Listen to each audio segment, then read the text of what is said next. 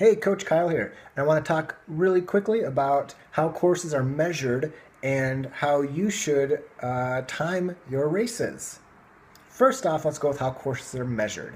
If you're looking at a certified course, it's measured quite accurately by hand, and what they do is most importantly, they take the tangents when they measure the course. They take the short way around the turn rather than the long way. So that means if you sign up for a 5K, 3.1 miles, and your GPS says you ran 3.2, 3.3 miles, that doesn't mean the course is not accurate. It means your GPS is not accurate. They're just always off by a little bit, plus or minus 1 to 3 percentage points.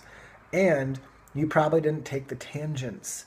So you physically ran farther than the course is accurately measured as. That comes down to knowledge and skill. Take the corners as sharp as you can because that's how they're measured. As for which device you should use, if it's a certified race distance and they have mile markers, which most certified courses have mile markers, I'll use a stopwatch because the stopwatch doesn't need a satellite signal. The battery is always good, and it's typically smaller than a GPS. But it takes the guessing out of is the course mismarked or whatnot.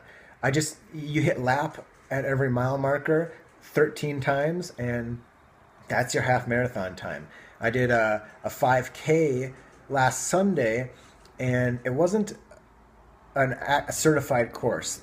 So I wore a GPS, and when I got to the finish line, I knew it was going to be a tiny bit short. When I got to the finish line, I think it said like 4.95K. So I ran for about 10 seconds through the line for my GPS to hit 5K. So if you looked at the chip time, I actually PR'd, but if you look at the actual GPS time, I didn't PR. Same with the Good Life Half C in Lincoln. If you look at my GPS time, it's the opposite. If you look at my GPS time, I PR'd. If you look at the chip time, I didn't PR. So I consider both of these non-PRs because with the Good Life Half C, I trust the course. I trust that it was 13.1 miles. And since my GPS, measured it at 13.2 or whatever, it was super close, then I trust that my GPS was not as accurate as the course.